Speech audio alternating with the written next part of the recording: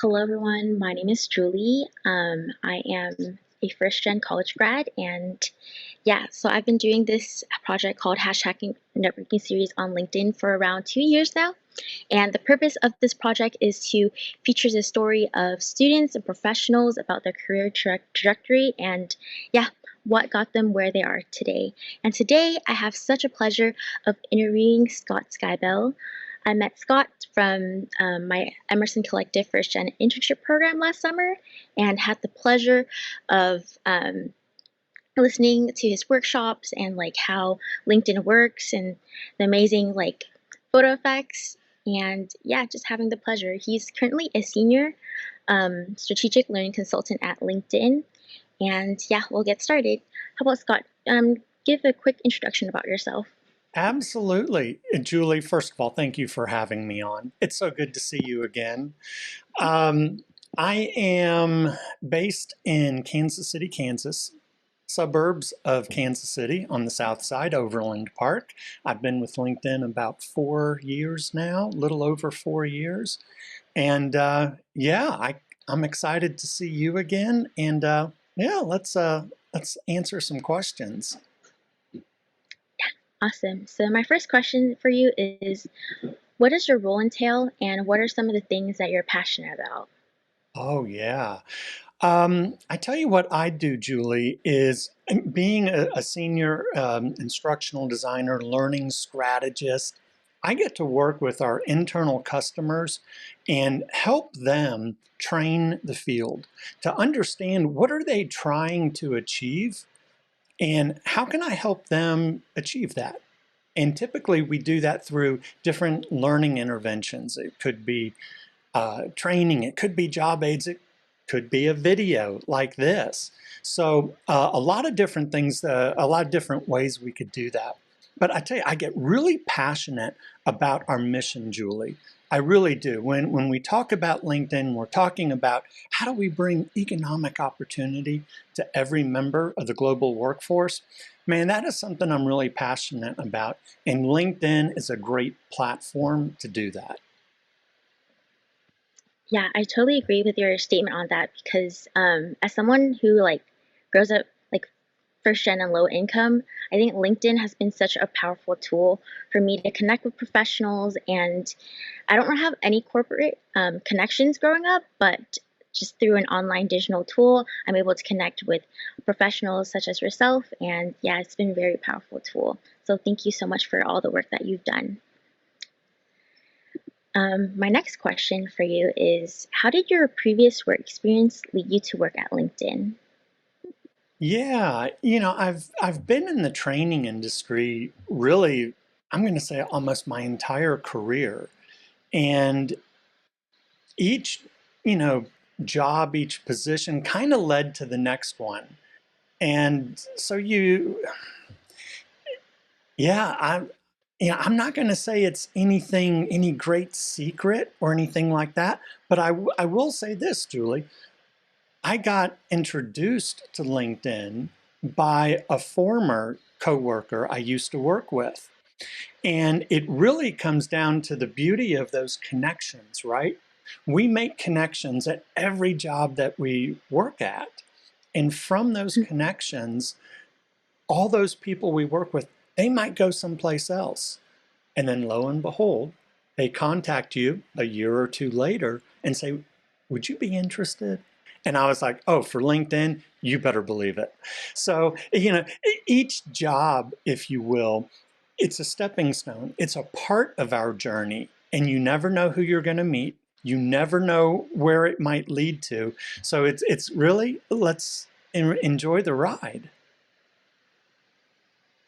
So, just a quick follow-up question with that. What Yeah. is like a tip that you have, like someone leaving their job and trying, but they also want to hold that connection just for future opportunities? What is like a networking tip that you have? Well, obviously, I'm going to say one of the best ways to stay in touch is via LinkedIn. And particularly when we're looking for work, right? I know we can put the open to work on our little image there, but we can also let our network know that we're open. So people that we might have worked with 1 or 2 jobs ago, if we're connected to our coworkers, and even when they leave and we leave, this is a great way to let our entire network know that, hey, we're back in the market, we're looking again, or, even to help, our friends out. And I think that really is the key. And LinkedIn sort of gives us that platform to achieve that. So, what got you into video-based training? Absolutely. Being in the training industry, my entire career, Julie, I was always looking for new ways to communicate. I was looking for new ways to figure out how can we not just tell people, but how can we show people? And video really is the perfect way to do that. Now, it hasn't always been readily available. So you take a look at, how the internet has evolved, how bandwidth has evolved, how the tools have evolved to produce video. It is cheaper, it is faster, and it's easier now to distribute video than ever before. I mean, gosh, I remember back in the VHS days. Okay, so I just dated myself. But I remember how hard it was to distribute. Now we can shoot incredible training videos. Now, I'm not even Mhm. talking TikTok and entertainment, but we can shoot incredible training videos and publish that on YouTube, TikTok, LinkedIn, wherever, and touch people all over the world. So I get really excited about this stuff. I mean, this stuff is just so cool. So yeah, I'm kind of glad I fell into it. Yeah, like no more CDs or like MP3s to like distribute audio Mm-mm. or like video anymore. But I did watch your video on like how different professionals can utilize videos to just showcase your brand on LinkedIn. How do you come up with those ideas and like what should people talk about when making videos on LinkedIn? Oh, great question.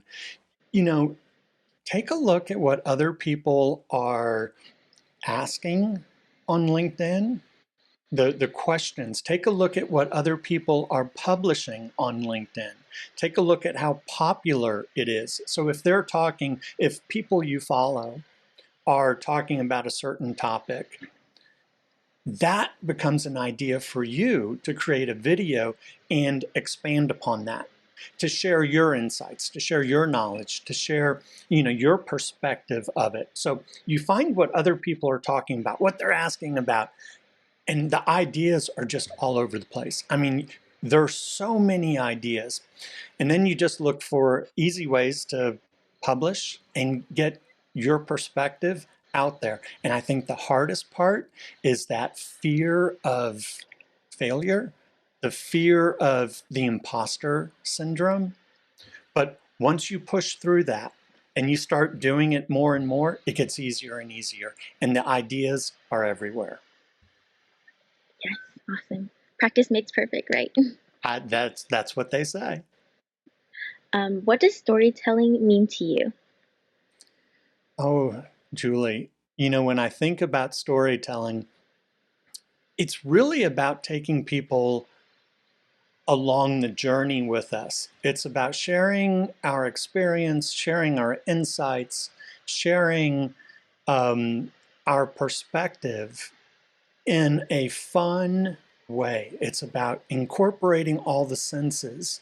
And I don't know if I've ever really gotten good at storytelling, but the more that we practice it, and the more we can get our viewers, our listeners, the people we're speaking to, wherever, even at a networking meeting, the more we can get them engaged in our story, the better and the more powerful it is. And at the end of the day, it's really the more memorable our stories become. And they won't necessarily remember everything, but they'll remember more than if we just stated facts. So it's a great way of entertainment, and it's a great way to have a lasting impact on people. Yes. Where do you get your like storytelling ideas from? Oh man, that's tough. When I think about the storytelling ideas, we think about all the different ways that Hollywood might tell a story. The hero's journey, right? Yes. David and Goliath about, somebody smaller, tackling somebody larger. We think about having a guide like Yoda in Star Wars, right? With the big ears, a wise sage who can help guide us. So all of a sudden, there's certain models for storytelling that we can follow. And then we take our real life experiences and we sort of put them into the model because it helps us shape the story because we know what works and we can shape the story.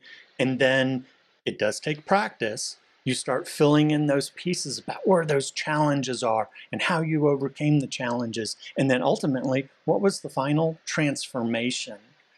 So the story ideas are out there, but man, incorporate the model that exists into your real life experiences.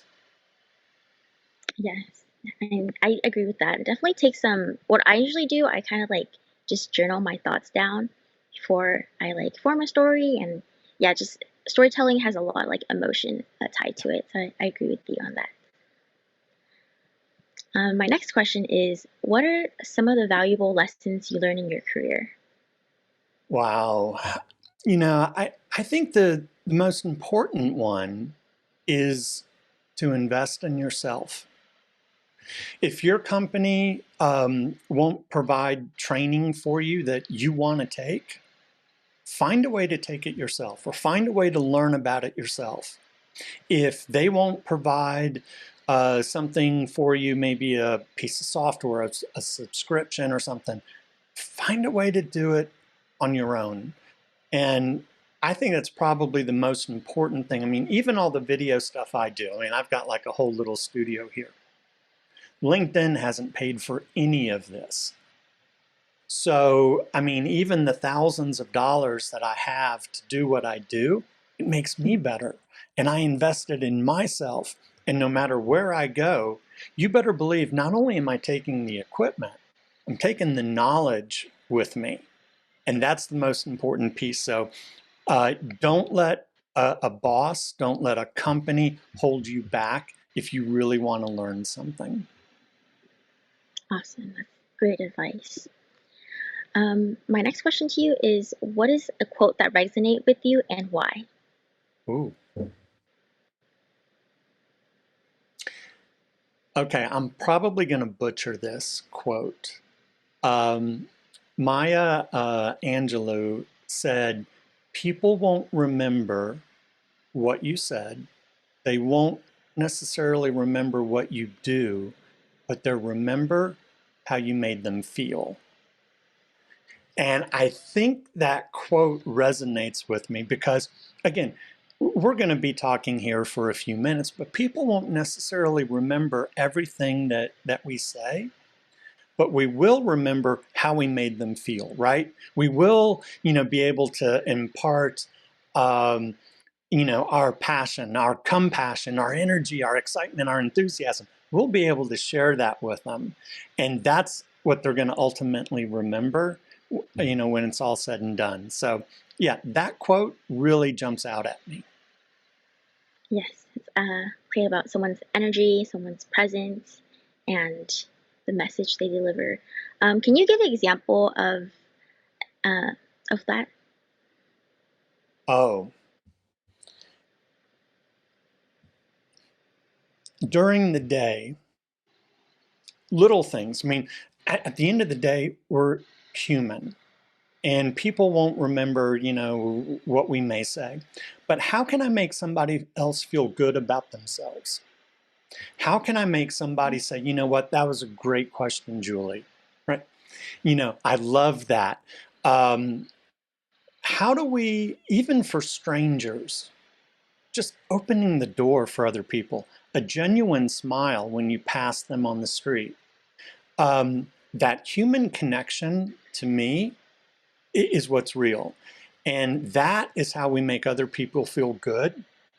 Just acknowledging other people sometimes, uh, a sincere thoughts and compliments, yeah, we can make a difference because we never know what they may be going through. We never know what's really going on, behind the facade. But if I can make a difference in somebody's day like that, oh yeah, I feel good about myself after I do that. That's awesome. Yeah, thank you for that response. Very thoughtful. And something that I like to think about or often think about, like especially when traveling to different places or a new country, is that yes, sure, I might not speak the same language as like the people who live there, but I think that a smile is like an international language. It's like how you make the other person feel. So um, thank you for your answer. Very thoughtful. Um, and my next question is kind of a fun question. What do you like to do during your free time? Okay, so during my free time, um, I've got two daughters, probably close to your age, 26 and 23. And we will sit around and we will talk Taylor Swift, kid you not. We'll talk Taylor Swift, everything that's going on in her world. We'll drink ranch waters, we'll watch football, and then I might go play some pickleball and things like that for some exercise. But yeah, it's a whole lot of time spent with my daughters and we have a blast. Oh, that's so sweet. Did you get to go to the Taylor Swift concert recently? I did. Yes. Okay, so true story. Last Christmas, my daughter bought me a ticket so I could go with them Oh, because we grew up on Taylor Swift in the house. So they'd be down here in the basement listening to Taylor and we'd, talk about everything. But holy cow, so when Taylor came to town, my daughter said, Scott, Dad, you need to come with us because it's such a big part of our lives. So she bought me a ticket, and I got to tell you, Julie, we had an absolute blast.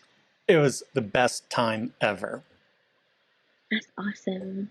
Thank you for sharing that. It was like so sweet of like what your daughter did and buying you the ticket. All right, my final question for you to end this networking series is what is your advice or message to those who are finding a position in the tough job market right now? Yeah, you know what, Julie? It is tough. And I really do. I mean, being a little older, I have the history and the luxury of perspective. And so I remember down times in the economy and looking for a job then. It's not easy.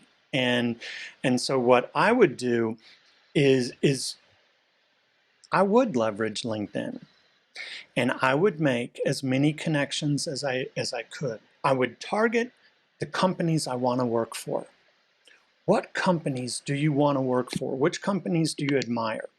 And then find people in those companies that work in the discipline you work in, that you're interested in. For example, if you're in IT or if you're in accounting, more finance based, or if you're in sales. And what you want to do is leverage LinkedIn to find people in those areas of the companies you want to work for. And then I would use what I call the 3 C's: cheer, comment, and connect. And what I mean by that is follow those individuals at those companies. Give a like, give a little clap, celebrate. When they make a post, begin to like what they're posting, like what they're sharing. The reason you do that is because they get notified, right? So now you don't know them necessarily, but you know they work for the company you want to work for. But now you're showing up in their feed, they get notified that you liked their post. So that's the cheer part. The comment part comes next because then what you want to do is you want to engage with them. Leave a comment on their post. Ask them a follow-up question. So if they said something that was, or posted something that was interesting, ask them to elaborate, or how did you do X or Y? Can you share that with me? And then once you sort of have that dialogue, Julie, then you have really the permission to ask them to connect. And you have a virtual relationship with them. And when you connect, you can take that relationship even deeper. And that to me is where you can then begin to ask, hey, I'm looking for a job. Do you by any chance know of any openings or who I might speak to at your company or maybe even another company?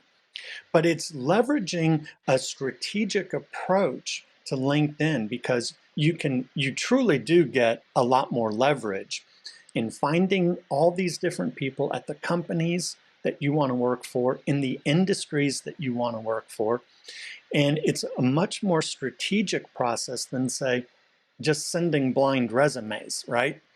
So we want to make those connections, leverage the tools that are out there, and then I would begin to make those connections and then start building your professional profile on LinkedIn.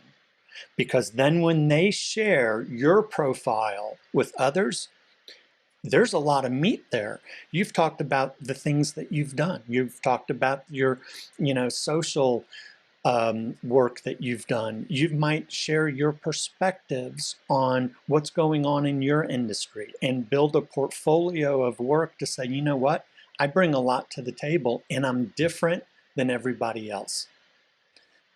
I think when you leverage LinkedIn strategically like that, it can go a long way.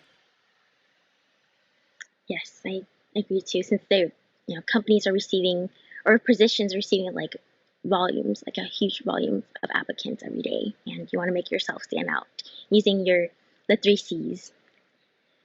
Absolutely. Awesome. Well, that concludes our hashtag networking series today, and it was such a pleasure catching up with you. This is our first hashtag networking series in a video-based form, and I'm super glad of it. And please follow me to stay tuned for more content and also read other interviewees as well. Thank you Thanks so so much, much, Scott. Julie. All Bye. right. Bye.